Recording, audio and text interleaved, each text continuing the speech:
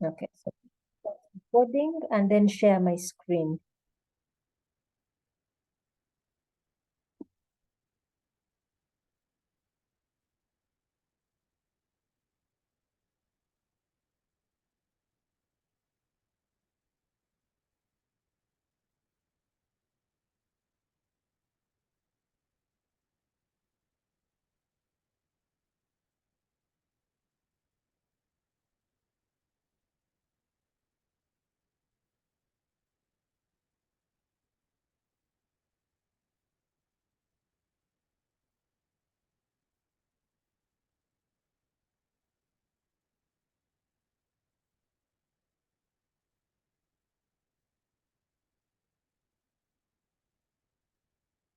Okay, can you all see my screen?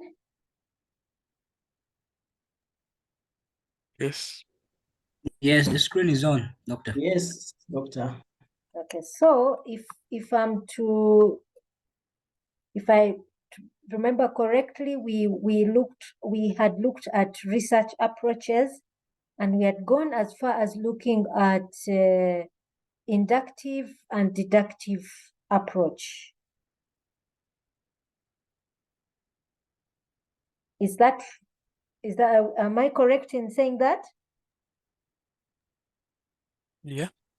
Okay, and I hope you've all accessed the recordings of our classes so far. They are all on Moodle. Yes, Doctor. We saw them on Monday. Okay. So now, if I remember correctly, somebody asked me a question in the previous class that considering that we are doing research for our individual programs, that is at master's level, and you only have X amount of time to do your research. Sometimes it's a year, sometimes it's about 2 years, and that period is essentially to identify a research problem, collect some literature, write a proposal, defend it. If it's accepted, go ahead and collect data and then analyze and then write the full thing. So we realize we have only X amount of time to do our research. So it may be a challenge for someone to say, let me do a purely qualitative research. As we all know, as we discussed slightly a bit about that, we shall have a little bit more discussion in coming sessions. Qualitative research it's not how wide you go, but how deep you go, and that can be really time consuming. Then on the other hand, you have that is qualitative research or inductive. Then when you look at quantitative research or deductive, it may take less time, but at the same time, it may not be the most appropriate approach for your area of research, what you would like to research. So then the question is, how would one do this? Again, let me first state, I'm not giving you a one-time solution. No, everything usually depends on your research question. It really depends on your research questions and your individual research questions that or research objectives, the specific research objectives that you're going to handle in your research. But a way to try and combat that is using combining our approaches, combining the two approaches that we have looked at previously. Like we said, quantitative or deductive research is usually, quantitative research is looking at a hypothesis. If one has a wealth of material and it's easy to define a hypothesis, where you have several variables and you say, I believe this variable relates to this variable, or this variable will affect this variable either positively or negatively. and then you go ahead to test it out, then you can go ahead and do that. But if you have little or no data and you need to generate some data, then from there develop themes, then which may later on become a theory, then you can go inductive or qualitative. But again, for other reasons, we may decide to combine our approaches. Constraints may demand, and for us, especially at master's level, time is the big issue. You may not have time to develop or to do the labor-intensive work that is necessary for inductive research. You may not have that time. But at the same time, a simple survey is not enough to answer your question. It's not enough. So what would one do is to combine the two approaches. And that is the research approach, which is referred to as realism. Remember, the other two research philosophies we looked at were phenomenology and positivism. Realism combines the two. It's a mixture of both positivism and interpretivism. So what it basically does, it says we are trying to look at what the reality that currently exists. We're trying to use the reality that exists. The opinions of people and the opinions or the reality of those who are currently there at this particular moment, their thoughts and beliefs, although this may not be the complete one, and also get the perception, the real world perception of these people. So we combine these two, the two differing approaches of positivism and phenomenology. We combine them to get realism. So in this situation, and we shall explain it a bit further when we look at research types.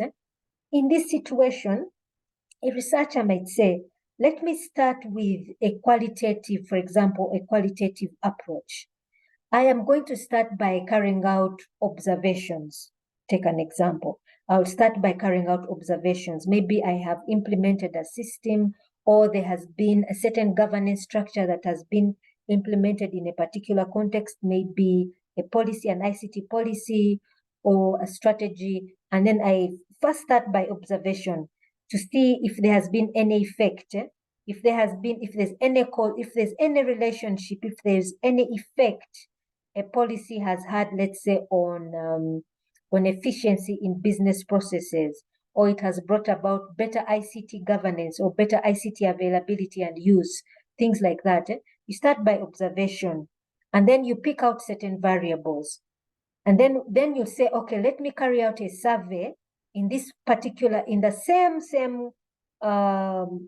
case study, or even add another case study, and then try to find out the perspective, the perception of different users.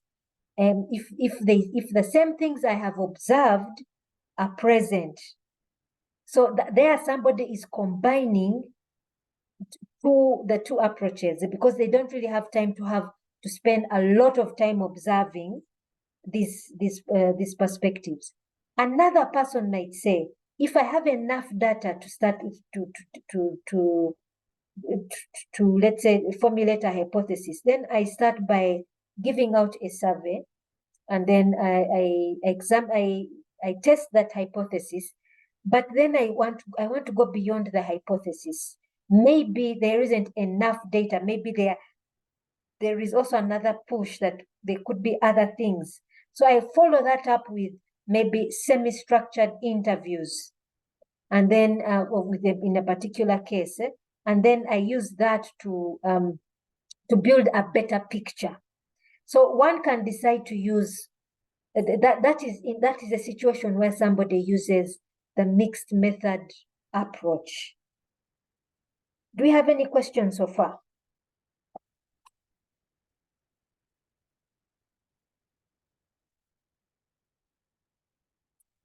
Yes, doctor. Yes, please. I was just thinking, like always, research methods are stated. and I have developed my concept. How do I mention these approaches? I don't know how to put the question, but how should they appear in my concept? The kind of approach I have used. I don't know whether you get my question. Yes, I get it. How do you state your now the first question is, where would you begin to state it? One, you can start making a hint of it in your chapter 1 as you discuss your research problem. You can start making a hint about it, especially not even just making a hint about it, but you can make the insinuation, especially when you begin to talk about how much data, how much research has been done so far. How much research has been done so far? Already somebody, but Patrick, let me first state this. Already somebody can get a perception of your approach just from your stated research problem and your research objectives. Somebody can begin to get that idea. That's one. Two, where we explicitly bring it out is in our chapter 3, when our research methodology chapter. This is where we discuss it explicitly. Even before we talk about our research method, we state explicitly what our research approach is. Are we going to lean more towards qualitative or more towards quantitative? Are we going to have a mixed method approach? Or sometimes we don't necessarily state that this is a positivist research. We don't actually state it that, oh, this research is going to be positivist or phenomenology approach. No. Okay, that is exactly what I wanted to know, whether it has to be mentioned. It doesn't have to be intentional, but whoever is reading it whoever is reading your work should get that impression, should immediately know, oh, this research is most likely more qualitative, or this is going to have a mixed method approach. Or it's going to be maybe mixed method approach, but will lean more on qualitative than quantitative. Or another person will lean more towards quantitative, something like that. It doesn't have to be stated explicitly. It's very well. Okay, thank you. Does anyone have a question in relation to what Patrick is asking, or anything else so far?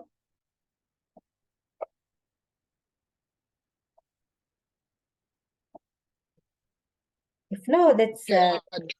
Yes, please. Doctor, this is Nicholas. Yes, Nicholas. To ask something brief about, you gave a good example about the effect of a policy in the effective processes, and you gave a qualitative approach of making observations. Mm-hmm. But I got lost a bit at the point where you now try to bring in the quantitative approach to make it a mixed method. Yes. I didn't quite make the cut in between where the qualitative stopped and the quantitative started. Where the quantitative started. Okay. Let me give you a live example. That this was specifically used. For me, my research was more qualitative, but I brought in a survey. Let me just give an example. I started by observing a community, picked out certain variables that would affect sustainability of an artifact, of an mHealth application. I picked from observation things that I saw, things that would build sustainability, things that would break down, those that would may affect positively, and those may not affect. I did observations, carried out interviews, did workshops, all these different things. Through training, I observed, picked up certain variables, things like that I identified.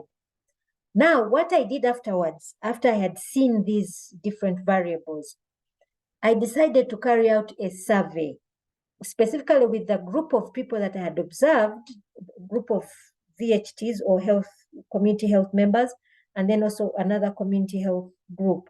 So I sent out a survey, and in this survey, I was asking things that I had observed. So, for example, I had observed mobile literacy levels amongst community members. So I wanted to find out mobile literacy levels. Two, I had also found out, I'd also observed that some of these people who in ICT would label as users did not actually have mobile phones, and we were implementing an application where each of them is meant to send a report. So I wanted to find out if they had a mobile phone. If they didn't, could they use somebody else's phone? Then I was asking things on mobile literacy. Then there were things they had talked about, or that maybe charging would be a problem for them. So I asked those questions. Those were different variables that I had observed, but I wanted to confirm now in a survey. So this was beefing up my data. It was basically beefing up my data, that to say, oh, I observed this, this, and this. But I went ahead and did a survey of all of them and another group just to confirm. And in that confirmation, I found maybe out of the maybe 50 respondents, 32 didn't have, or 32 had phones, the other balance didn't have, things like that. So that was beefing up the picture I was painting. Nicholas, have I answered your question? I hear you, Doctor. Okay, I think along the way I'll get it. Yeah. I'm still saying it as getting more still being more qualitative. Yes. And I'm trying to look out for the quantitative side, because I intend to try out on a mixed approach someday. Yes, yes. And I just want to appreciate how to make that two work together. Yes, yeah.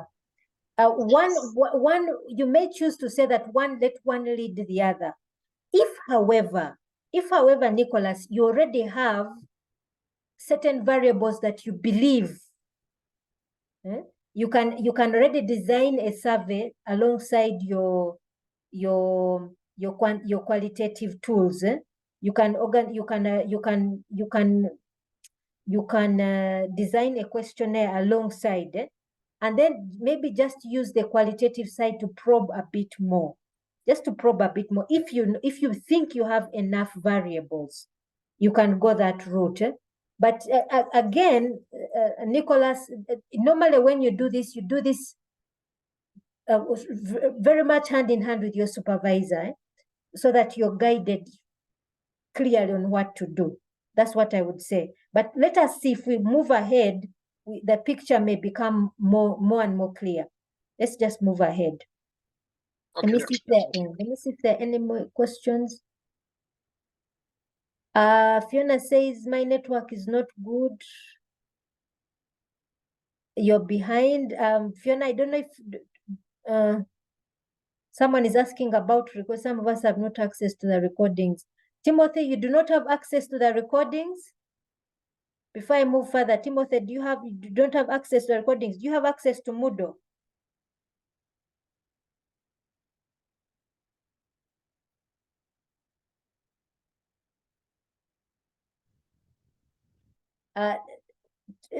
Timothy, is there a reason why you may not have access to Moodle? Do you have access? Can you contact anyone in ICT? I think I shared the number of somebody in ICT who could help you get your email address, and then you enroll into the module. You'll find all the recordings there, Timothy. Doctor. Yes, please. Even me, I don't see the things. Fiona, you don't see. Like some of the students are facing. I also have not even seen the recordings, Doctor. Okay, you have not seen the recordings. Then somebody else was saying, sorry, there's somebody else saying. If I Doctor, this Walter. Yes, Walter, yeah. I'm saying I think most of the people are having challenges when others haven't yet gotten used to accessing Moodle, and that's where the challenge is. But once you have accessed Moodle and you have enrolled in the class, you can see all those recordings. Okay. Yes, please. Now, for those who have not accessed, what is the issue? Is it that you don't have an email address, you have not enrolled, you don't know how to use? What is the issue?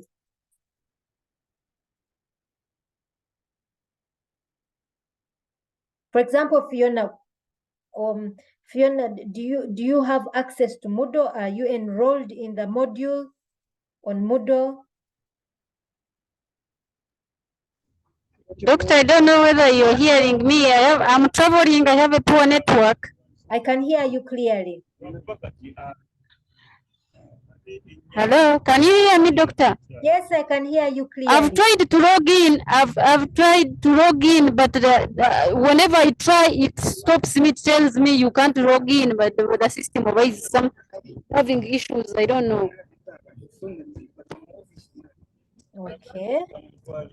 It tells me why it is accessed when you are within the campus. Okay, okay. Now, for that particular problem, Fiona, first, yes, dear. Whatever device you're using, first log out of your Gmail account, your Gmail account. First log out.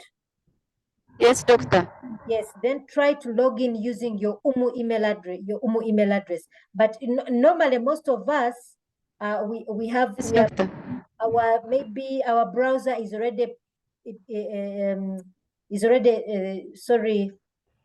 logged into our Gmail accounts. But first log out of your Gmail account, then log in, then either log in on the browser or go straight to the e-learning platform and log in using your email address. You should be fine from there. Okay, doctor. I will try, doctor. Thank you. You're welcome. So for those who may be having that challenge, just try that. First, log out of your Gmail account. Then go on to because at that moment, it's recognizing that your browser is logged in into your Gmail account, but it's supposed to be looking for your UMU email account. I hope you all know that the UMU emails are accessed using Google. They are on the Google platforms. I hope you are aware of that.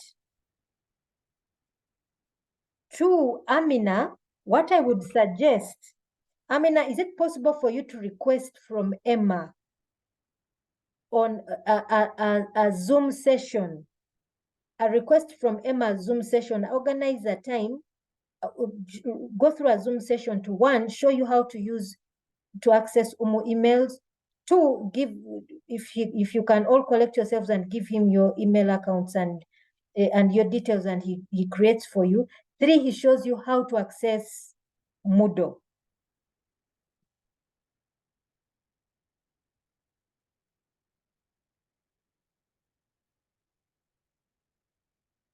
Hello, Amina, have you heard my suggestion? Okay. So if you please, you can organize that. That should be very helpful. Okay, let us move on.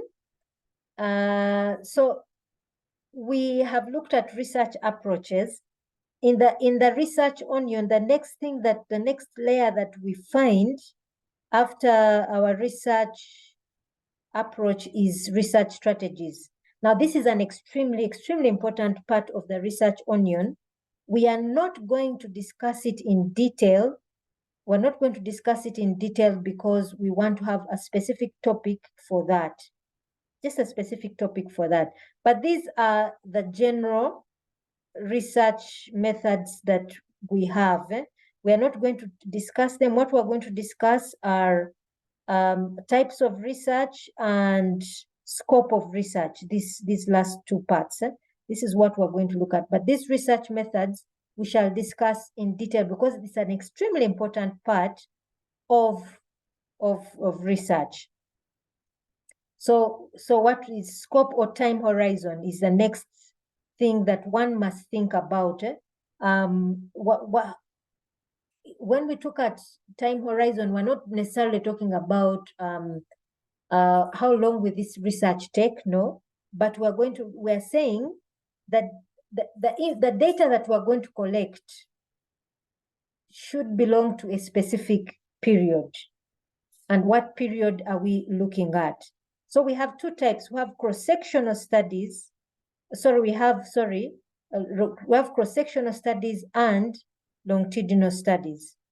So in a cross-sectional study, we're picking data for one particular point in time. So take an example. you may decide to do your research. Let me give an example. If someone is looking at let's say implementation of an ICT strategy or policy, and they want to see its effect, they may decide that I'm going to look at a time period of 6 months, maybe or even a year, between December 2020, January 2023 to December 2023. Or somebody might say a period of 6 months within 1 year. I'm looking at that perspective, the effect a policy has had in a particular period of time. And that's what I'm going to focus on, only that particular period in time. Another person will say that maybe we've had ICT policies implemented in a company for a period of 20 years or a period of 10 years. I want to see its effect for the period of 10 years. And this person may say, okay, I'm going to carry out observation in a period of 10 years, or in other situations, you find there are people who collect data periodically. Yeah. And people who collect data periodically. So take an example. Someone may decide that maybe an ICT department may decide to collect data periodically from every department to see the effect of a policy. And they keep this data. Now, when they keep this data, someone decides to use it later on decides to use it later on as quantitative data, aggregated data, and to study the effect of a policy on an organization. And this would have been collected for a period of 10 years. Now, we see this a lot in research, especially in the fields of business or rather economics, national economics, and things like that. I saw a study which was done by a student who was doing a master's in development economics. And they decided to use data collected by Uganda Bureau of Statistics, UBOS, which was collected for, I think he was looking for a period, maybe 20 years or something, and just made a study of the different periods, the effect certain policies have had on the economy of Uganda. And that is a typical example of a longitudinal study. So they collect data at different points in time, and they just pick a period, a long period, and then they'd say, I'm going to collect data for this period on just a specific thing. So this person may use, let's say, an organization like UBOS. Your organization itself may decide to collect data itself and decide to use it. I remember one time I was talking, I think, to people in NITA-U. I don't know if there's anyone in NITA-U in this class. We normally have such professionals here. Do we have anyone working for NITA-U in this class?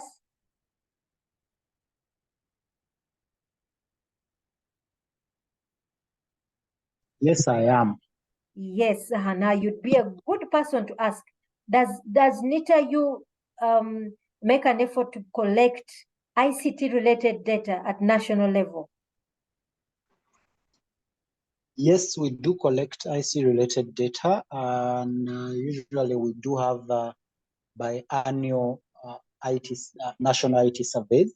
Currently, we have one that was done last year. It's available. We could do share it. It usually cuts across different ministries, departments, and agencies to look out for current usage of ICT, especially in delivery of ICT of e-services within government. Okay, now that is Stephen, that is a really good source.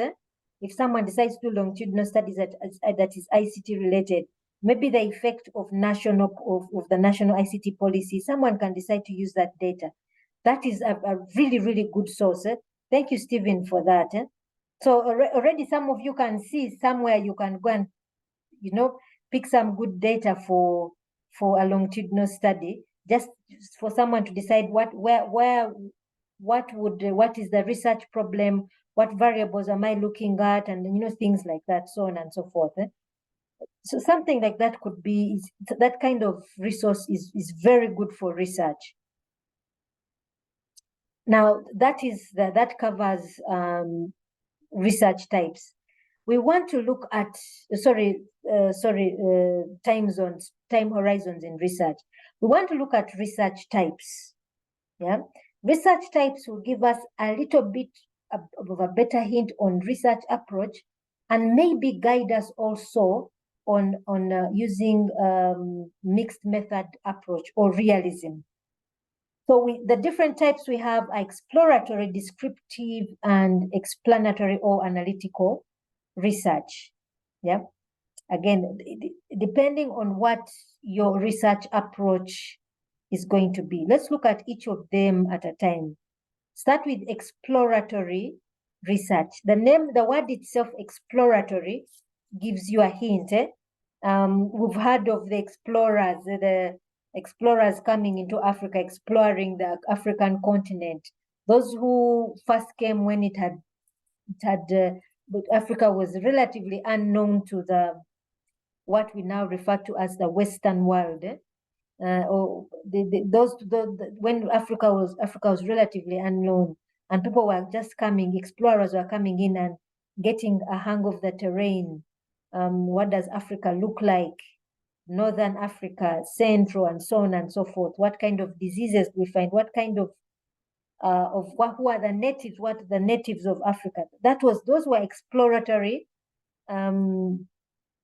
expeditions that were carried out to discover, to find out about this continent called Africa, and other continents, I'm sure we can think of any of that. So basically, it is to find out. Exploring refers to finding out what is relatively unknown, to have a new insight into something. Yeah, a new insight to what is known, something that is relatively known. So you're asking questions, and as you see here, you're assessing a phenomena. Already this tells you there is a phenomena, something that is unknown, and you want to shed new light on it. There's an idea about something, you want to shed new light on it. So exploratory studies, especially when you look at research questions, you will find even the research question guiding you on what it is you're going to seek out.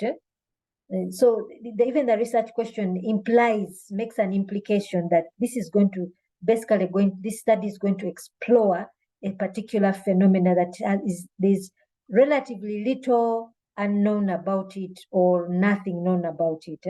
So that's an exploratory study. So this type of research, of course, leans towards inductive or qualitative research. So normally that kind of study, we may start from searching literature to find out what is known about it. If we have more or less speculations being said about something, then you may also talk to experts. Now, let me also first state something. Let me just also clarify something to truly appreciate what research is. Let us say now, like in my case, I am a tea farmer. Let me just talk about my other life apart from being a lecturer, and I'm a tea farmer. Or I'm a farmer in general, because I've moved beyond tea. I also do other crops. Now, as a tea farmer, there are things I experience daily. For example, fluctuating prices, the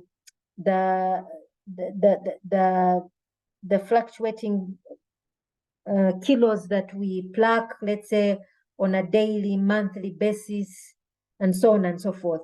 And I may come up, based on my experience, I may come up with explanations for different things. So, for example, someone may ask me, oh, but in 2021, you fetched higher volumes during the wet season than what you're fetching now.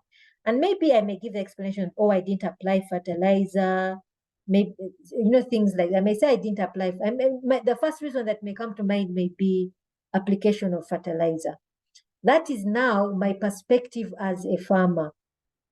An agricultural researcher, scientific researcher, maybe an agronomist or whatever it is, depending on the field one is, one may decide to say, no, let me find out. Let me do a scientific study. Let me do a scientific study to find out how many gardens, how many of Shaba's gardens are currently pluckable.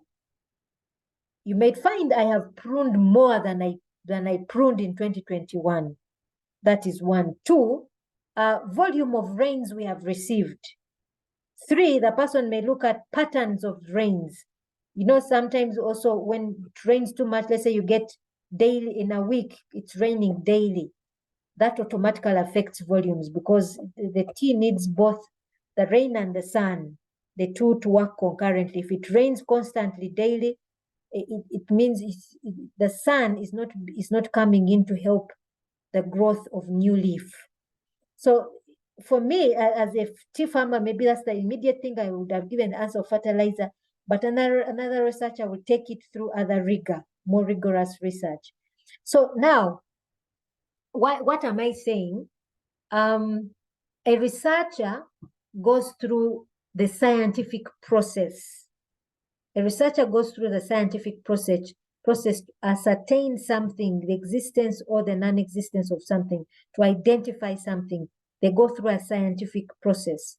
Now, most of us, we do our research from our places of work, things what we have observed. And one of the disadvantages sometimes is our bias. Like now, if I decided to do research as a tea farmer, my bias as a farmer may come in because I want to push it down the throats of government agencies that, you know what, you need to give us farmers fertilizer. I may just push for that agenda, but that may not have been the reason for the reduction in volumes. So rigorous research is required. That's why objectivity comes in. As a researcher, you divorce yourself from what you believe, what you think is the answer, and then you go through the process of objective identification. That's why the scientific process is extremely important. And real researchers, if someone is reading through your work and they're really good at research, they will look for the scientific process, that you've actually applied the scientific process in identifying your findings and then presenting them to the world. So literature itself may have opinions. For example, if you remember the article we looked at the beginning, the one on action research, where the authors first stated that the research that had been done on groupware applications had been done in artificial environments using laboratory experiments, but there had been suggestions that there are social structures and underlying social forces that may affect application of groupware applications. So that literature was suggesting, it wasn't saying that it had actually been taken through rigorous research. So what those authors did, they actually applied a groupware application, applied a research method, which was action research, and then observed those they actually identified and observed the effect those social structures in organizations negatively affecting the effective use of a groupware application. So you start with literature. So the literature may make hints at something if it is exploratory, or there might have been some research and something was identified. So start with literature. Then you talk to experts. So the experts would be, take an example. Now I would be considered an expert. I'd put it in quotes. I'm not necessarily an expert, but I would be, compared to most, I'd be an expert at tea farming. And then I may give hints to areas which are problematic, maybe fertilizer application and so on and so forth. Then the person goes through conducting more in-depth like interviews, focus group discussions, and so on and so forth. This is how we conduct exploratory research, where we are really trying to identify things an area that is relatively unknown. So in other words, in that time as you're doing your research, you are basically identifying things that may affect. So I'll start, let me give you also another example, a live example, because I already told you the research I did was highly qualitative. So I remember I started my research by carrying out a study of the domain. So I was studying the domain of number one, healthcare in Uganda. What is the situation? What's the description of it in rural areas, in urban areas, and so on and so forth. And of course, you get a lot of literature from UBOS, which tells you how many health facilities are within a 5-mile radius, as of, things like that in a rural area. The quality of healthcare in rural areas, and then access to, how many people have access to these health facilities, the number of health workers you have as in relation to the population. So that was basically giving a description, and already I could make a conclusion on the limited access to healthcare. And there's of course a lot of literature that already in itself was a variable identified, limited access to healthcare. That was part of the domain. Then I went to the domain of literacy. So literacy, that one you can find quite a bit of literature on that, literacy, basic reading and writing. Then you come to ICT literacy or computer literacy. What does literature say about it? So already you'd have the variable limited literacy and ICT literacy levels. That's another variable already identified. This is exploratory research. Then I come to now the area of mHealth applications. What mHealth applications are available? Where have they been applied? Blah, blah, blah, blah. And just those things. And then issues of sustainability. How have they survived? Then you put that there. Finance, you put the different things that the different variables which you identify that can affect. Then you do what? Then you come to the case study itself, where you conduct the interviews and so on and so forth. So you can start by looking for the variables you already identified in literature. Do they exist?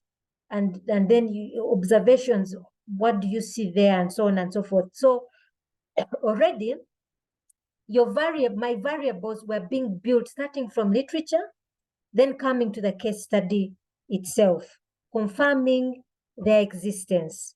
So that was that's an example of an exploration, starting from literature. Of course, it's good if you're guided by theory. The theory helps you not to go beyond your scope, what you need to look for. But that's an example of where I started from literature and then went on to the case study, where I carried out workshops, focus group discussions, observing training sessions, and so on and so forth.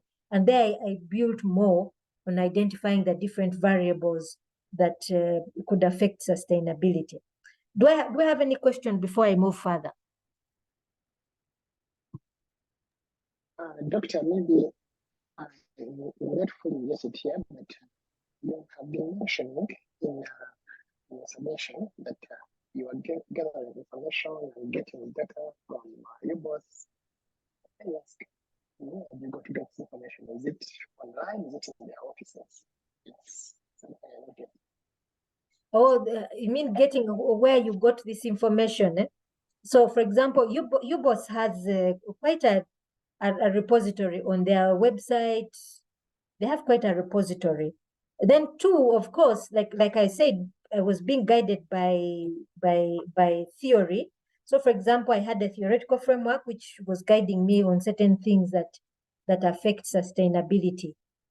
So, for example, if I was looking, if I wanted to look at finance, then I'd say, okay, what's the financial the financial situation description of users in rural areas.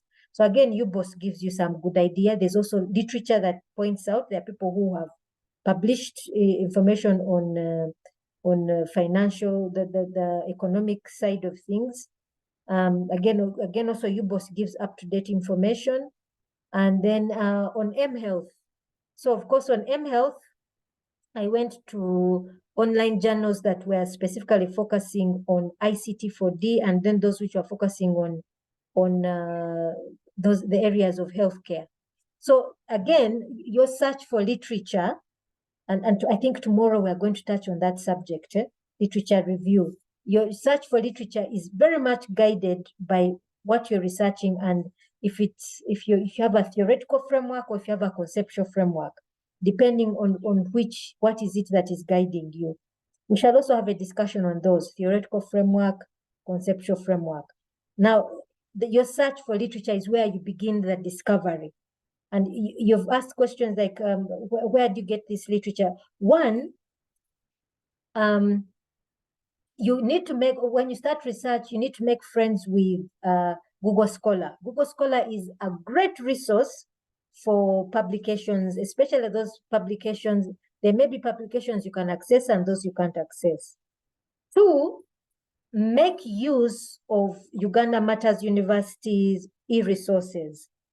This is extremely important. If you've not yet had a session with the library, I would suggest you do so. I'll happily share with you the head librarian's number. She can help organize an online session where the library can guide you on how to use the e-resources. So these e-resources can give you access to up-to-date publication, but also Google Scholar is a really, really good resource. Nicholas, another thing I can also point out, if you just went to Google and say, look for IS journals, just look for IS or information system journals, it should be able to guide you. If you're looking on publications, let's say on enterprise architecture, digital strategies, whatever it is, if you look for those, the IS field is one which is well developed, so you can find online journals. There are some which you need to be a member to access. Others can have open access. Again, if you find an article, you can also ask if you also develop a relationship with the library. The library people have connections where they can get you certain articles that you may not have access to. So Nicholas, these are resources when you're starting to do research that you really need to make friends with. You need to be very familiar with them. I hope I've answered your question.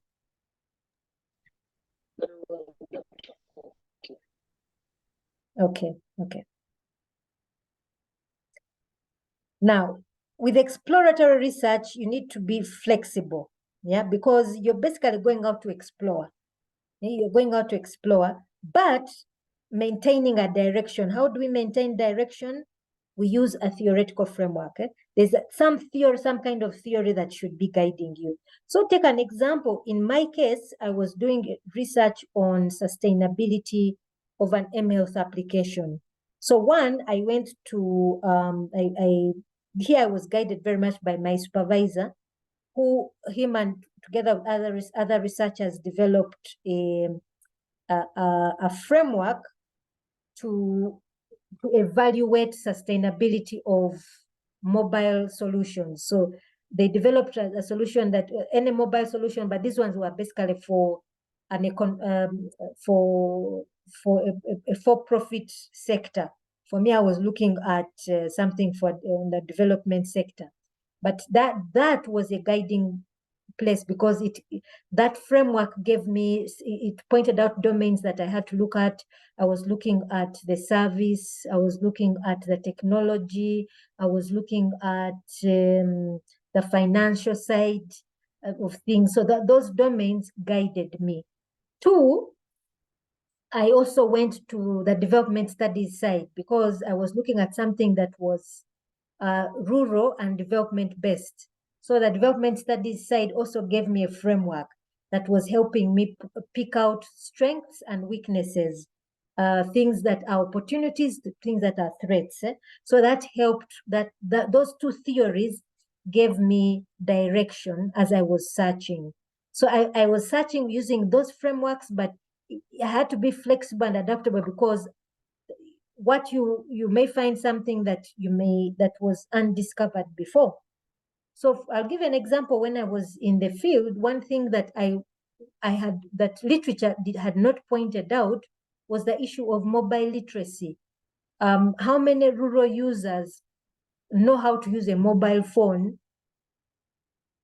relatively fairly? Then actually in one of my observation sessions, an old man raised his hand and said, "Madam, for me, the only thing I know how to do is to make a call and receive a call. That's it." So imagine these were the same people who are going to send monthly reports using SMS of all things. So imagine someone trying to use a button phone, someone who only knows how to make a call and to receive a call. So mobile literacy became something that I discovered during that research. So flexibility and adaptability, then maintaining direction. So if it is exploratory, it should have a theoretical framework, some theory that is keeping you contained, that this is only what you should be looking for, and not go beyond that. So you start broad and then you narrow down as you refine your findings. So we go to the second type, which is descriptive. Now, the other one that we shall see later, explanatory, is where in the deductive approach or quantitative approach comes in. But descriptive is more of where someone would have the mixed method approach. So here in descriptive, we are trying to portray a picture, an accurate picture of a particular phenomena, to portray a more or less accurate picture. Now, normally when the research is descriptive, it means there's a bit of information has already been collected about the phenomena you're researching about, and maybe you want to give clarity to it. Maybe the first researches were more of exploratory, but now your research wants to go more of descriptive. So here, this one is an extension of exploratory research. Normally, it's a build-up from the exploratory. We are now going descriptive. So you're giving a much clearer picture than what was previously understood. So here, this is where normally we find the mixed method approach coming in. Finally, we have the explanatory studies. Yeah, explanatory studies. So this is where research becomes more or less quantitative in nature. So here the research is normally trying to find causal relationships. Does this have a positive or negative effect on this? Does me being female have an effect on me using Moodle, or me using anything that is open source? Would it be more likely for someone to adopt open source if they are male or female? Let us say if we carry out that study, the causal relationships. This is research that is explanatory, and this is not most of the time purely quantitative, not necessarily always, but more or less goes to that direction. So it usually it tests out hypotheses using statistics. There are statistical tests to find out if there's a higher number causing this or the other. Now, not all research carries out causal relationship. There are those which do correlation, which doesn't prove causation, but does correlation. What do I mean? I'll give you an example. I don't know if this was ever. I do on an on and off basis. I do research for Palliative Care Association of Uganda. So which is in short is PICAO. So PICAO is essentially, this association basically looks at support and governance for palliative care in Uganda. For those who may be in healthcare may understand, in healthcare we have healthcare which is preventative. For example, this is where you teach people how to eat well so you don't get things like hypertension and diabetes, or sleep under mosquito net so you don't get malaria. That is prevention. Then you have curative, so you have a disease and you seek to be cured. You have malaria, you go for treatment and so on and so forth.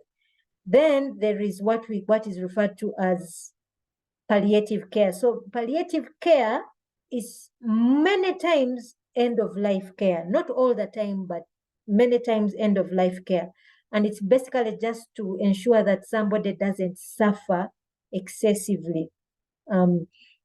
So they look at things like this proper distribution of morphine for people who may be cancer patients, people with HIV and so on and so forth. So also palliative care also collects data. Now, in their collection of data, they found that there was a correlation between, I don't remember the type of cancer, but a certain type of cancer and those who are on long-term treatment of HIV/AIDS. They found there was a correlation. They didn't say that the studies didn't show that there was a causal relationship, but they saw there was a correlation. That many times people who were on long-term treatment of HIV also were found to have a certain type of cancer. So that is a study that shows correlation, but doesn't necessarily mean causation. I don't know if I'm making any sense. Yes, doctor. Okay. Doctor, but I'm getting stuck. Okay. You say that a correlation is determined using a statistical test. Yes. What about the causal relationship? How do you determine a causal relationship? What methods do you use for determining a causal relationship? It's also statistical. Now, you will notice, like I said, explanatory research is mostly deductive in nature, or quantitative in nature. And if we go through, we shall also speak more about quantitative research. Quantitative research is something we need something measurable, something that is measurable, as opposed to exploratory or qualitative research, which seeks to find out and maybe give a total picture, a bigger picture, a bigger understanding. But when we talk about explanatory research, we may want to find out if this variable has an effect or cause on this variable. Yeah. So in that case, let us say we want to find out, we want to look at adoption of open source technologies in relation to gender. Yeah. So one may decide to do a study on a particular group or groups of people, and picks out several open source technologies. For example, Moodle, Firefox, that's another open source, Linux, and then they decide to do a study to find out adoption rates, male and female. And we look at, someone may decide to use the hypothesis presented by Tam, saying that females will adopt a technology if they find it easy to use. Males will adopt it if they find it useful to use. So if someone decides to do a study on females in the fields of ICT and their adoption of particular open source technologies, specifically testing those two hypotheses, female and male, on usefulness and ease of use, and they give out a survey, which survey is targeting those particular questions. Now, using statistical tests, using you've heard of SPSS. I think, Patrick, have you heard of SPSS and others? Have you heard of it? Yes. Yeah, normally that is the preferred software. So once this data is received, it is input in SPSS, and then they begin to test these causal relationships to see if there is a higher incidence of adoption amongst males or higher incidence of adoption amongst females, and looking at different types of open source. And at the end of it all, someone can come up with a conclusion that yes, it is true, or no, it is not true, testing those two hypotheses. So whatever the case, you're using statistical tests to analyze that type of data. Patrick, I don't know if I've answered your question, and I don't know if... Yes, you have answered, Doctor, but I've just another concern. Yeah. At least for correlation, I've ever used R squared. Yes. To get the correlation coefficient. Mm-hmm. But I'm wondering which correlation, which statistical test. Can you give me just an example which is used for determining causal relationship? That one we shall come to it. I'm not very good at quantitative, but when we come to quantitative analysis, I'll give more detail on that. Okay, thank you. You're welcome.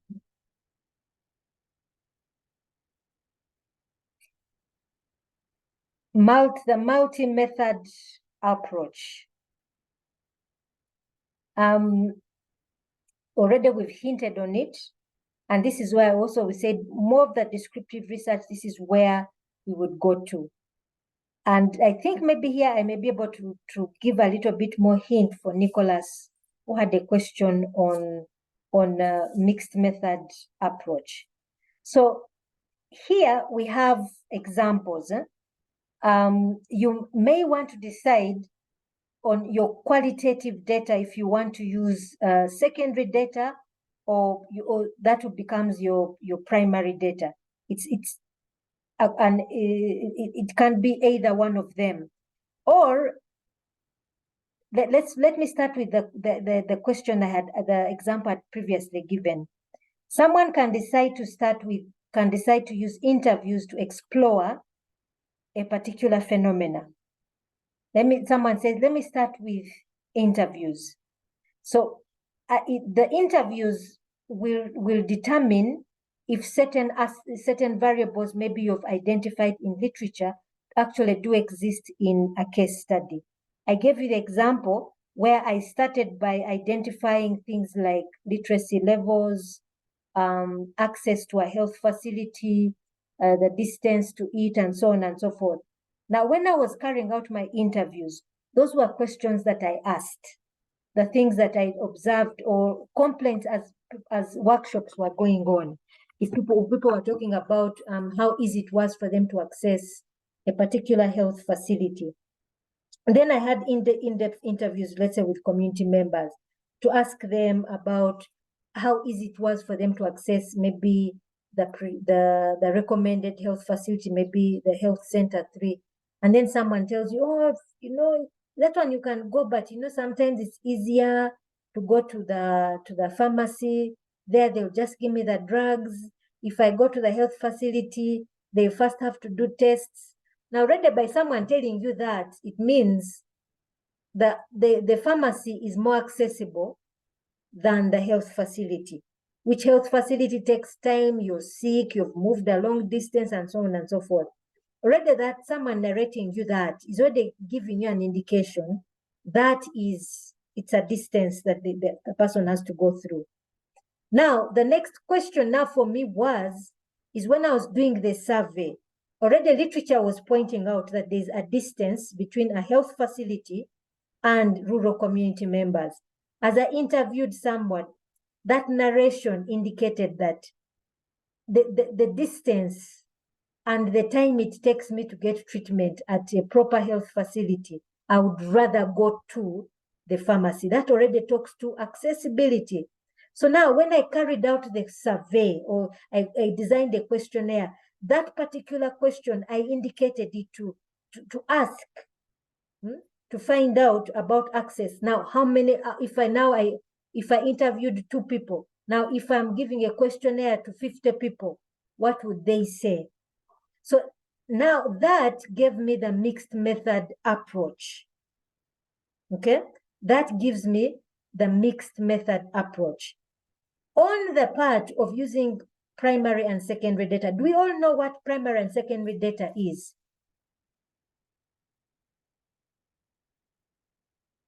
Not quite. Yes, doctor. Some do, some no. Okay.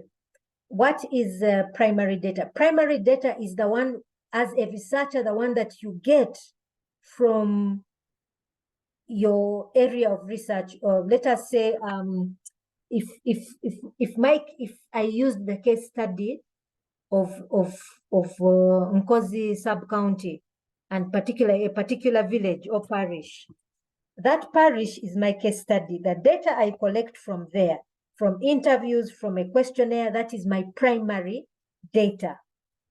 Now, if I decide to use statistics provided by UBOS to support my primary data, that becomes my secondary data. It was already collected by UBOS, so I'm using it as my secondary data. I didn't collect it myself. Somebody else used it and published it, so I'm simply reusing it. That's my secondary data. I don't know if it's clear now what is primary, what is secondary.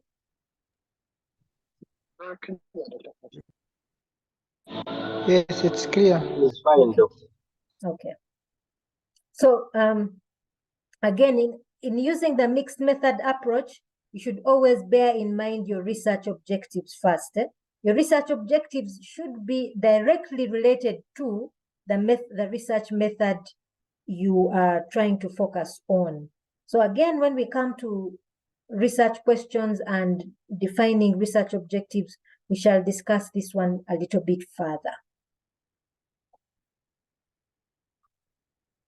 Now, the other important thing about mixed method is it helps in what we refer to as triangulation. Now, already as I was giving you my examples, I was actually referring to triangulation. Now, let me explain from, I think from the question, who gave me the question on correlation?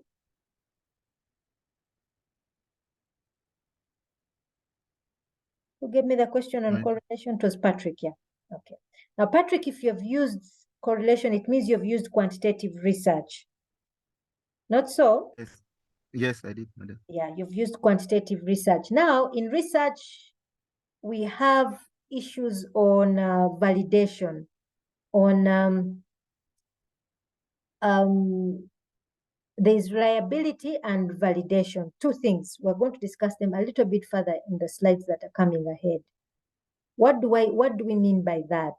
And we also previously talked about the scientific method. Now, there are certain rules that exist within research, which we must adhere to because we are following research. If I am collecting qualitative data, there's usually quantitative and qualitative data. If I'm collecting qualitative data, remember we said the issue is how deep do I go, not how wide do I go. How deep do I go? There's a research I heard about, which was done in Tanzania. There was a student, this researcher, sorry, she wasn't a student, she was a researcher who was doing research in the field of gender. And she was specifically looking at the reality of women in mixed marriages, interracial marriages. So she was doing qualitative research, and her case study was one woman. Imagine that. Your case study is one woman. So she was studying the reality of this woman who was married. She was a white woman married to an African celebrity in Tanzania. So I remember when we were at a research workshop when she told us about this, and of course all of us were saying, what kind of data are you going to collect from one person?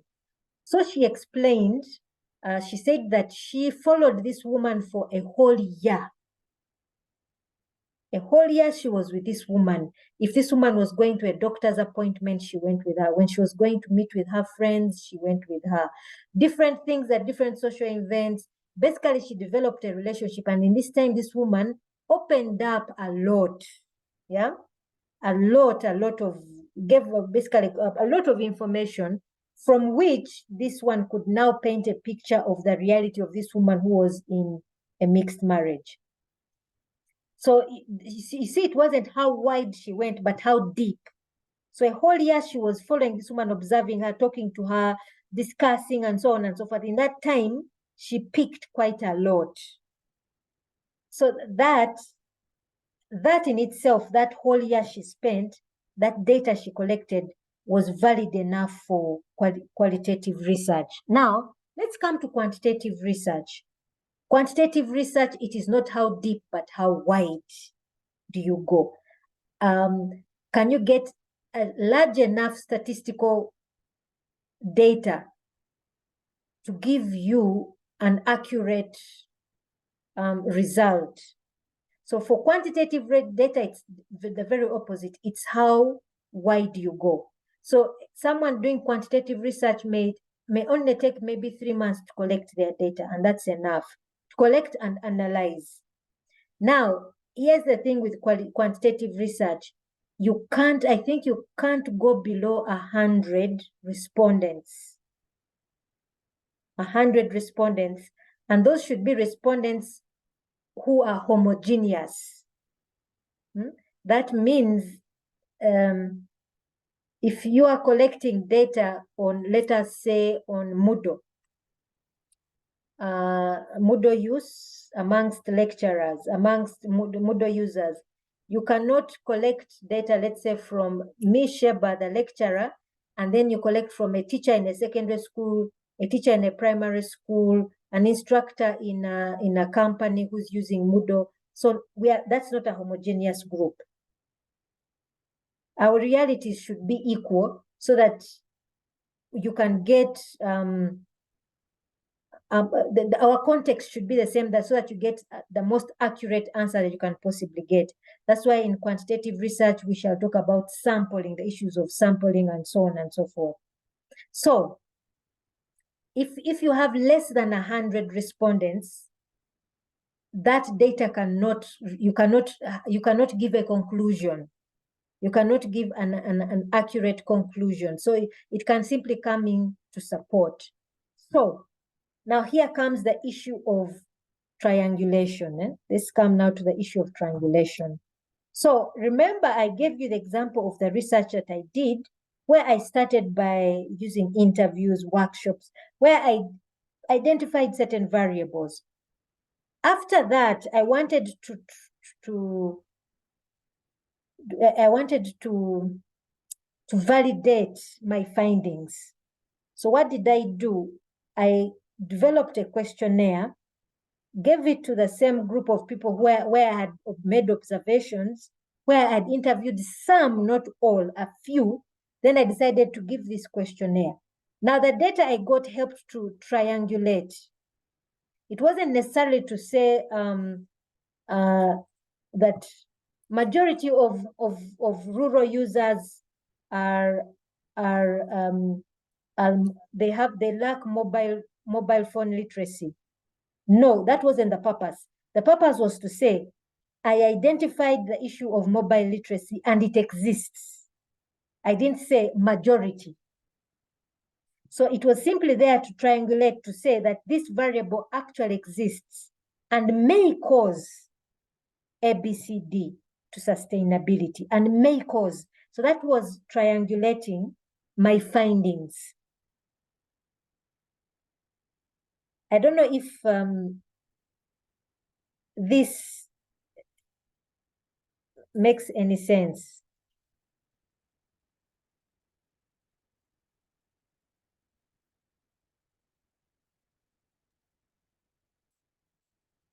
Yes, doctor, it makes sense, but I was thinking in the sense of qualitative research that you would need to maybe employ another method altogether to check whether you arrive at the same results.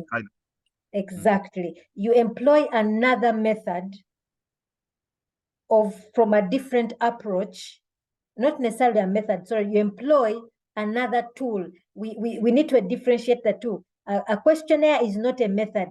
It's a tool, and an interview guide is not a method. It's a tool. So you employ a tool from another approach to beef up your findings. Tom, you have a question. Doctor, thank you. I was wondering, when you're deploying a different tool, do you still use the same respondents, or you change the interviewees? Now, for example, if for example, when I first did the interviews, I had varied participants. For example, I interviewed a counselor, or I interviewed a nurse, or somebody from another village. But when I did the questionnaire, I did it amongst a certain group of people who may or may not have been part of it. So it was just a separate group of people. You could do the questionnaire among all of them, including some people who you interviewed. It depends on you and who you have access to. You can still do the people you interviewed may be part of that group you decide to give the questionnaire. They could be part of it. It doesn't matter, just as long as you ascertain the existence of that variable. Then on the opposite side, if you first started with a questionnaire, if your research is quantitative based, if you start with a questionnaire, you may decide to use interviews to have a further understanding of a particular phenomena or a particular variable and its effect. You may decide to use structured interviews or interviews just to have an in-depth understanding of the causal relationship of something. I don't know if I answer your question, and I don't know if it makes sense. Yes, Doctor, I did. Okay. You did. Thank you. You're welcome. Doctor, before you go, I'm also concerned about the number of respondents for quantitative studies. You said that if there are many, there should be 100. But what about if there are 1,000? Don't you think 100 would still be not enough to make a clear deduction about? Again, then again, also there's also the question of sample size. Again, Patrick, it depends on your research approach. It depends on what is the population, the study population. Like you said, if there were 1,000, what would be the appropriate sample size for that group?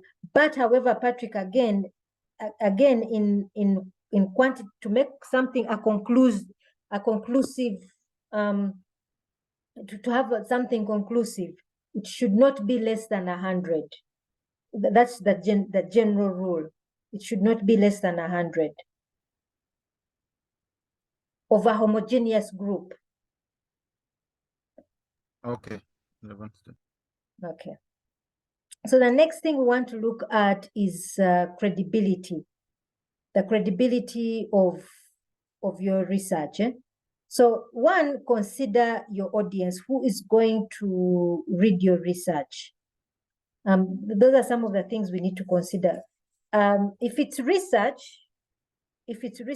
which is for academic purposes, the scientific method is extremely important. The scientific method is extremely important. I remember for me, when I was presenting my work, the first thing they pointed out, they wanted to see is that the scientific method, was it there? Did I follow the scientific method? Did I have an appropriate research questions? Did I have an appropriate research method? Did I follow the research method clearly? The theoretical, my theoretical framework. Then also the content, how much data did I collect? Then the triangulation and all of that. So following that scientific method is extremely important. So your supervisor, your examiners, those are the things they are going to be looking at intently. credibility of your research. They're going to be looking at those things intently. So when you have research workshops and certain things are being asked of you, what is your research problem? It is not to harass you. It is to make sure that you have a properly identified research problem. You have picked up an appropriate research method. Your research questions are smart, and so on and so forth. So those are things that give credibility to publication. Not all of us are going to publish our data, but if we're going to publish, you want to look at the journal you're publishing in. Certain journals have a certain specific criteria. They want to have an abstract. They want to know what your findings are, things like that. Then others are sponsor-based. If your research is based on a sponsor, sponsors are looking at a certain area. But for us right now, we're looking at credibility of research in terms of academia. So what wants, there are certain things the department wants, follow those critically. Look at things like the research concepts we're now looking at, identifying your research problem clearly from literature. And you can clearly point, this is my contribution. This is my contribution to research. This is what I am going to focus on. This is my research objective. These are my research objectives, and so on and so forth. So these things need to be very, very clear with you on the credibility of your research. So things that they want to look at, reliability. Will the results be the same if another person decides to do your research? That's where objectivity, as you come to your conclusions, objectivity of how objective are you as you follow the scientific process. Similar observations reached by other researchers. This is where you also do triangulation. You may decide to relate with other findings or what other observations others observed in other literature. Especially I've seen this with quantitative research where someone decides to relate their findings to other research. You actually see referencing to other research, that in my research I observed ABCD, and other research also pointed this out. That gives credibility and reliability to your research. Transparency of raw data. This is where actually people, let's say for example, quantitative research. Quantitative research, people have a habit of sitting down and filling the questionnaires themselves. So that's where the ethical elements come in. It's very good many times that you actually bring your questionnaires or your survey data and show it there. For me, myself, I also had recordings. I made sure I submitted this as well. Interviews I had, workshops I had, I made recordings. I make sure this was part of the raw data that I submitted just to show that this is reliable information. I didn't go sit down somewhere and just forged this kind of data. Validity in findings. If findings are really what they are to be, so it goes back to your raw data. Is it really what it is? And then your process of analysis. Normally, when we are reporting back our findings, we actually even indicate the process we went through to analyze our data. So for example, in my case, which was qualitative research, I stated how I transcribed recordings of workshops and interviews. I transcribed them, then did on-paper development of variables and themes. Then I took them through I forget the software I used. I forget the software. If I get it, Atlas TI. Sorry, it was Atlas TI. Atlas TI is for qualitative research, what SPSS is for quantitative research. So I gave that description. Generalizing your data. Yeah. This is where we talked about validity of research. We shall also discuss this a little bit more. Can I generalize my research? So remember, I gave you examples of quantitative research where minimum you shouldn't have less than 100 respondents. If you have less than 100, you cannot generalize your research. You cannot say this can be applied elsewhere. So remember, I gave you the example of myself where I had 50 respondents. So therefore I said, I didn't generalize. What I simply said was, this indicates that this variable actually does exist in a rural context and may affect. So I couldn't generalize. So I had to be careful about that ability to generalize my research findings. Any questions so far?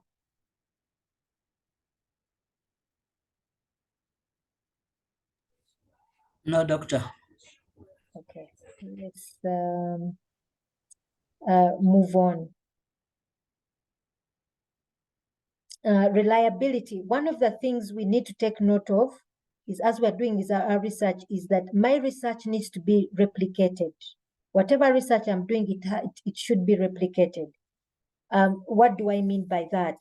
I think I gave you an example at the beginning in the first sessions we had of certain research that was done by people in the Western world, where there were some groups of people who came out saying that people with same-sex tendencies had certain type of DNA structure. So they were trying to say it is biological.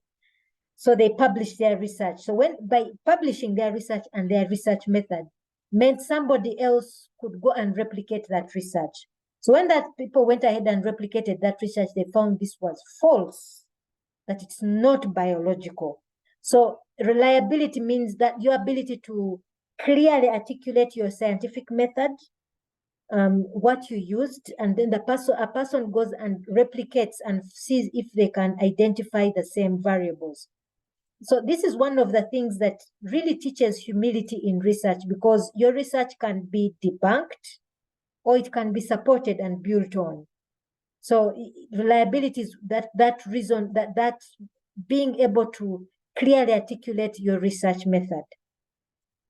Validity is using what approach did you use, the techniques that you used, and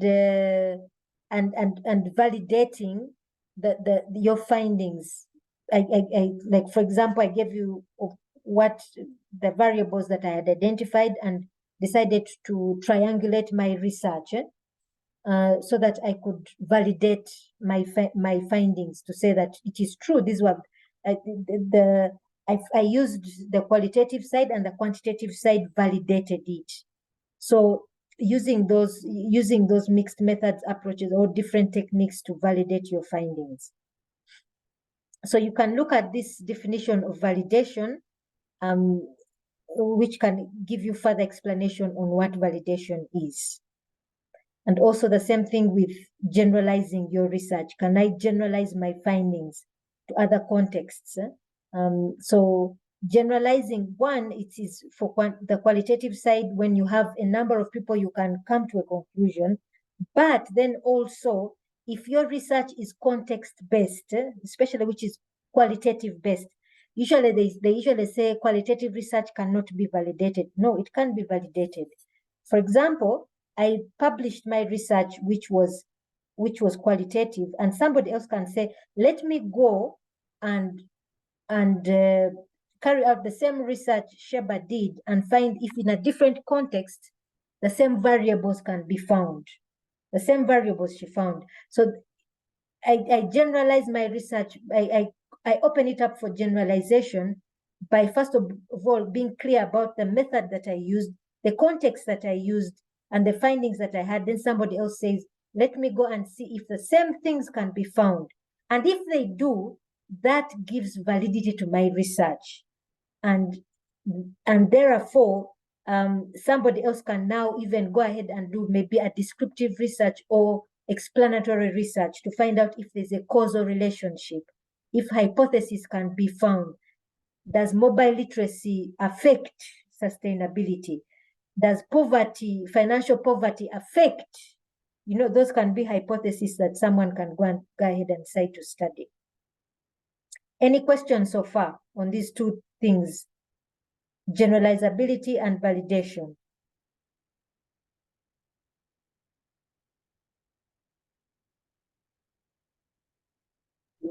No question here. Okay. We have the ethical elements in research. ethical elements in what? When we're doing research of any kind, we're dealing with people. And when you deal with people, ethics has to come in. Later on, you're actually going to do a course on science, technology, and ethics. And I actually I facilitate this particular module. So what is ethics? Ethics is basically a guide, something that guides us. Some people think it's some people mistake it for thinking that how to behave well. No, it has nothing to do with how to behave well. Ethics simply gives you tools on how to make the best possible decision in different contexts, the best possible decision in different contexts. And there are different philosophies and approaches also to ethics as well. But in research in particular, you're dealing with people. And some research may cause harm, some research may not. And in certain fields, they actually create committees and bodies that are there to monitor ethics. So take an example, a research that is going to test a new drug in Uganda. So for example, we've heard of talk about a COVID vaccine developed by Ugandan scientists. By the time there are ethical elements, they are going to test it on rats. After rats, they will test it maybe on monkeys. After monkeys, then they move to people. Now, by the time you're moving to test something, introducing a foreign agent into somebody's body, ethical elements must be really considered. Now, for us in ICT, we don't go that far, but still we deal with people. You will interview people. You will give out questionnaires to people. You may be asking for information that is private or information that is confidential, depending. How you handle that data is extremely important. So there are certain ethical elements you must consider. Maybe you're going to interview Sheba, then as you're reporting, you even report, Sheba said this. The issue of confidentiality must come in, where you don't give out identities, even as you analyze and report back your information, that someone may not know that it is Sheba who actually said ABCD, that kind of thing. So that ethical element, seeking consent from your respondents is also another key point, seeking consent. There are situations where you may have to go and collect data from some companies, and you need a letter from UMU introducing you and seeking consent. Can I collect data from you? And only if somebody says yes, then can you go ahead and do so. There are situations where someone may decide to forge that, oh, I got this information from someone, yet they didn't even give you that information, you forged it. So those are the ethical elements we talk about. Other elements will go so far as when it comes to things of plagiarism. We shall talk about that in tomorrow's session, but those are basically things that we're thinking about. So now, in a nutshell, the research, we have seen the different concepts of research. We started with the research philosophies, we came to research approaches, then we came to strategies, the time horizon, and the data methods. Collection data methods, we haven't looked at those in detail, but we shall look at them when we come to our research methods. But in a nutshell, that is what we have on concepts in research. So, yes, please. Yes, Jimmy. You have a question? Yes, Doctor. What is the difference between research types and research strategies? Research methods and research strategies. Is that a question? Yes, they are one and the same. They are one and the same. Now, the thing that most of the time we want to clear out is our data collection methods and our research methods. There's a difference between the two, between data collection methods and but we shall make a clarity on that when we come to research strategies. So now, in summary, we know we have two generic research philosophies, positivism and phenomenology, but realism is a research approach we can use, especially if we are time barred. We have two basic research approaches, deductive and deductive. Sorry, this is a mistake. It's not supposed to be method, but it's supposed to be approach. Deductive and inductive. You can combine the two as we looked at mixed methods. We have several research strategies or methods. Here is a summary of them, but we shall have a particular session or sessions on that. We have two ways a research project can have: cross-sectional or longitudinal. Then we have three types of research methods of research: exploratory, descriptive, and explanatory. You can decide to use the mixed method approach, especially for purposes of managing time, and two, to help in triangulation and validation of your results. So that is in summary. The issue of validation of your results. We shall discuss validation in detail when you look at data analysis. But in summary, that is our introduction to research and some of our research concepts. Do we have any question?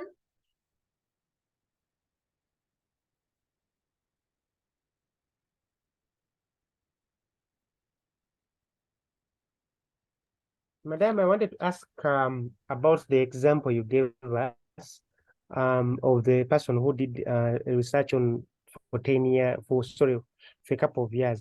How would you validate that? How would you quantify that?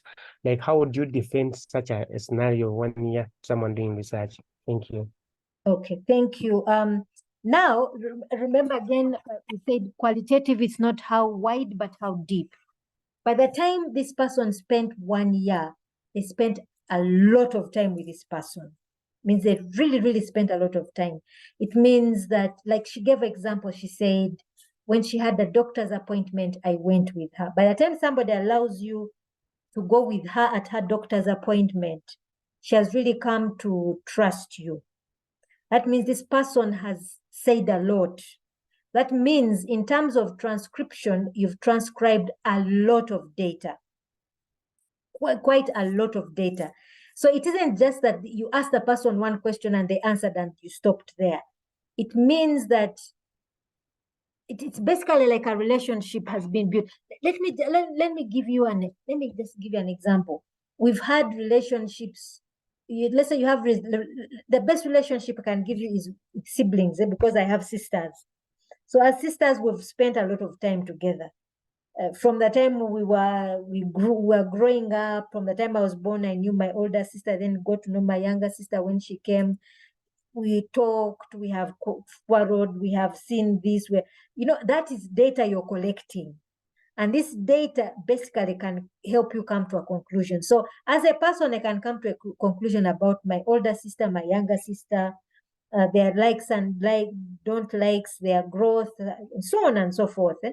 Now, by the time also you spend some time with a year with somebody, that is a lot of time. And imagine each time you meet, you're collecting data. Each time you meet, you're collecting data.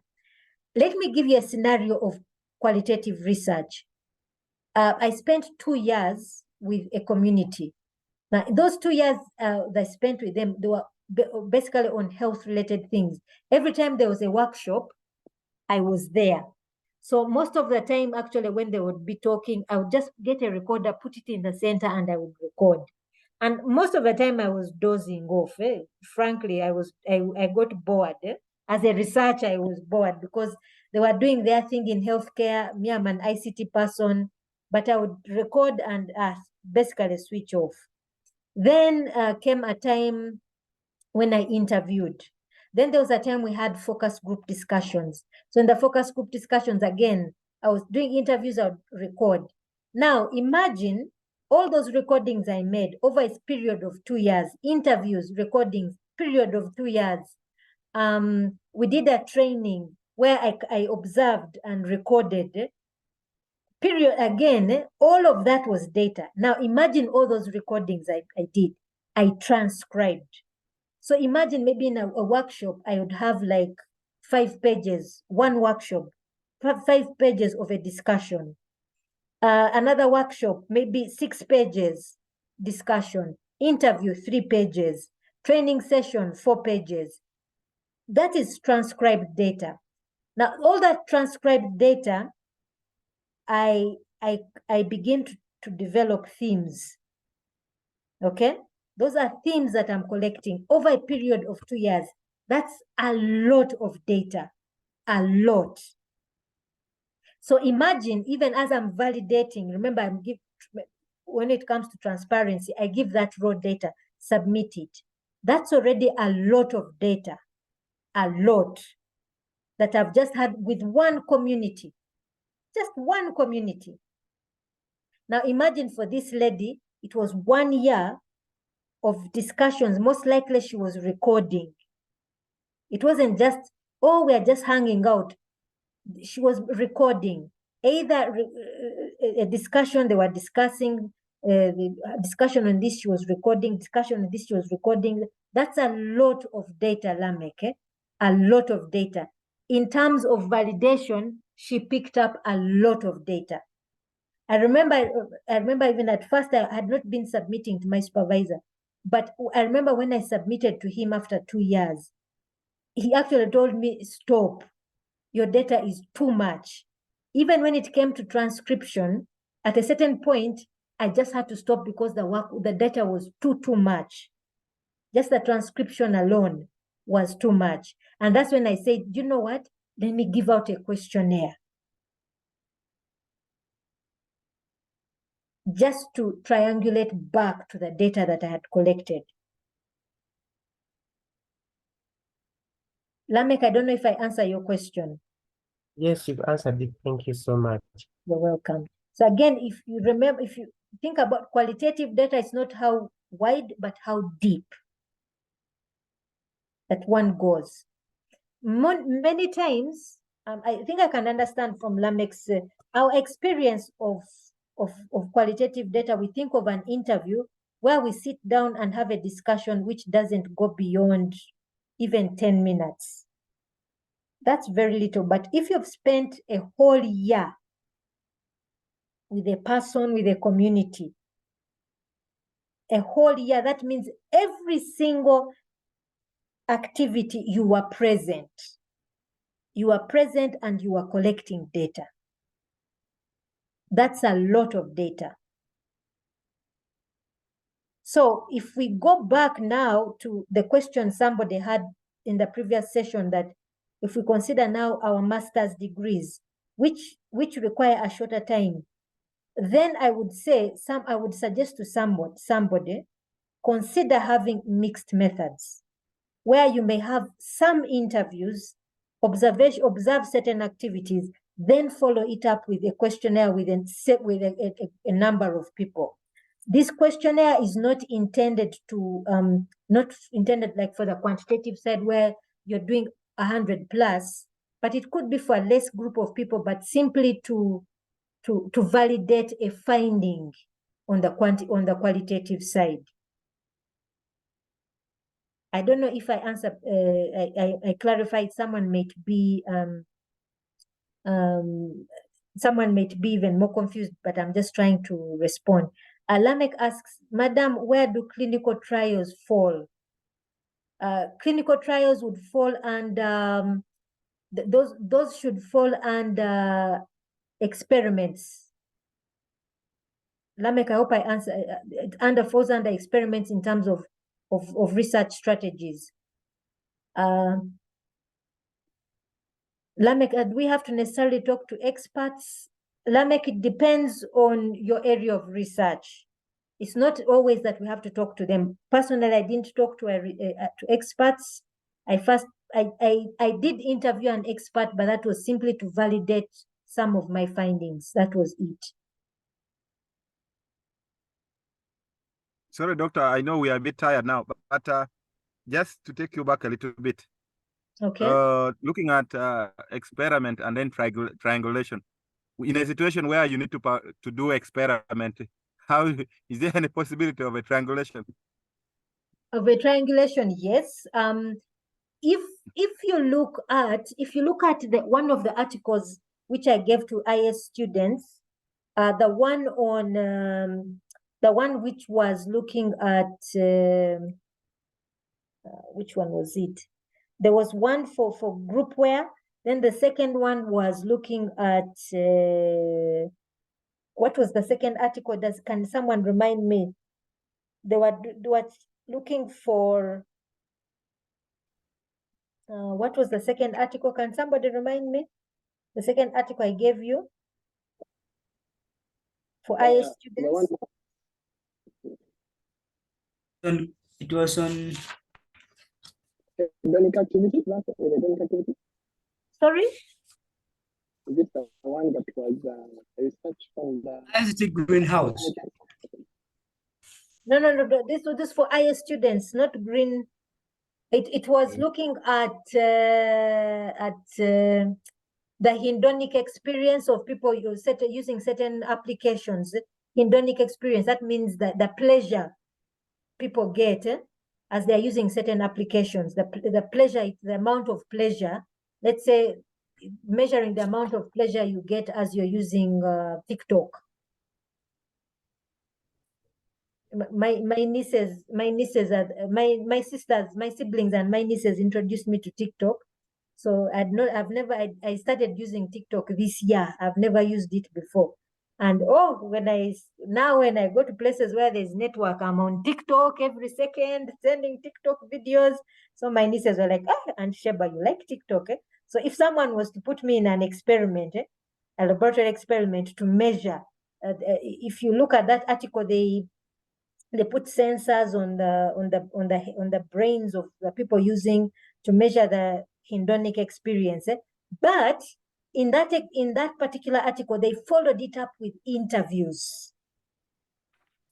So those interviews were triangulation to prove really that this person was actually feeling X amount of pleasure as they were using this application. Very clear now. Yeah. Do we have any other question? Let me check the... someone was saying multitasking. Yes, thank you. That was the multitasking article. Thank you for that. So you can actually go back to these articles to see some of these approaches that were being used. There are samples of how they were used in what ways they were used. You can follow these up. That's one of the reasons why I give you some of these articles, to just give us a wide experience from published articles. Do we have any other question?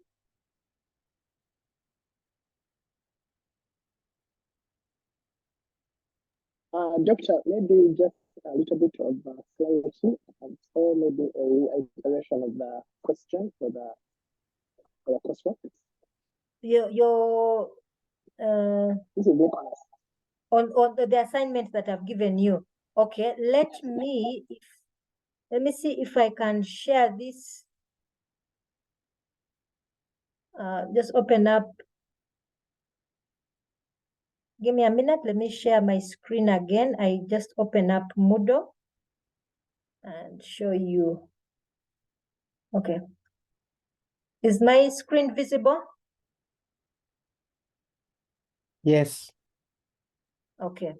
So the assignment is found under the topic Introduction to Research Methods. So there is this symbol with a hand. So if you click on it,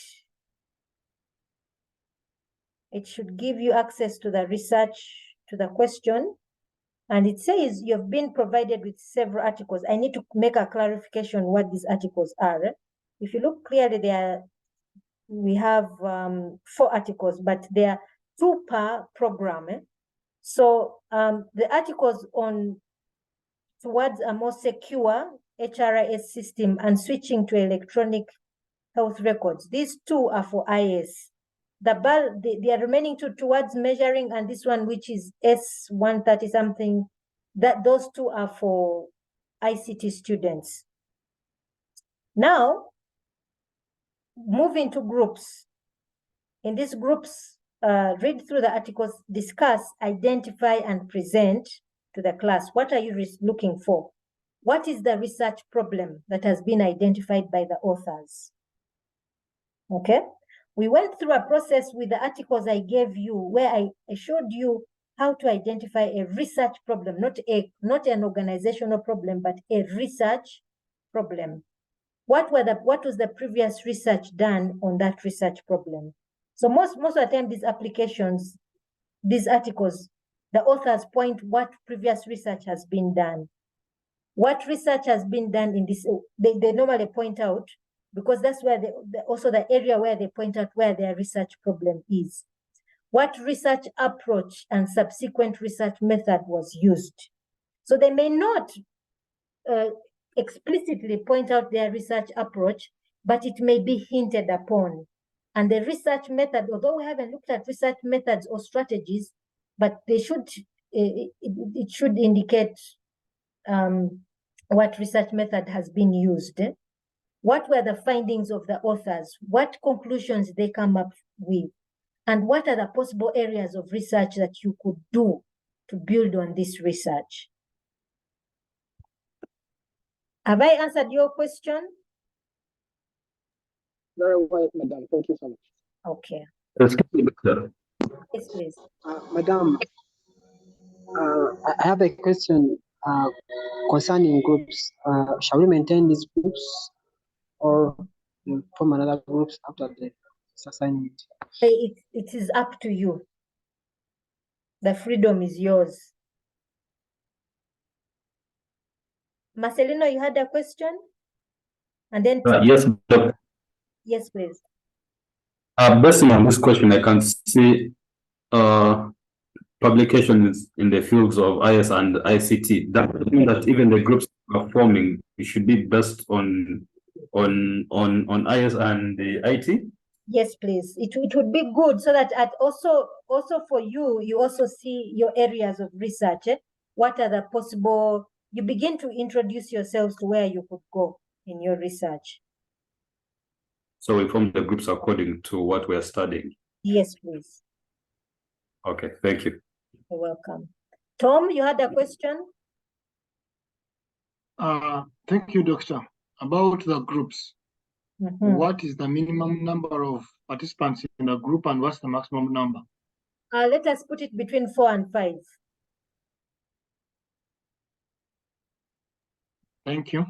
You're welcome. Do we have any other question? Excuse me, doctor. Yes, please. The last question. Will tomorrow's class also be recorded and uploaded? Yes, please. Okay, I have another exam tomorrow, so I won't be able to attend it. Okay. That is fine. Okay, thank you. You're welcome. Do we have any other question? I think no for now. Doctor, when is the physical lecture you had talked about? A physical lecture. Did I talk about a physical lecture? I don't know whether I get you right. At the beginning, I said I was going to do I said next Friday I'm going to do a pre-recorded lecture because I have an AGM and another general meeting with the factory where I am a board member. So I said next Friday we won't have a class, but there will be a pre-recorded lecture uploaded. So the physical lecture is not possible. Now let me also explain once more. I think I explained at the beginning. For me in particular, physical lectures are problematic because I am based in Fort Portal. For me in particular. Oh. Yeah. Oh. Okay, doctor. Okay. Thank you. You're welcome.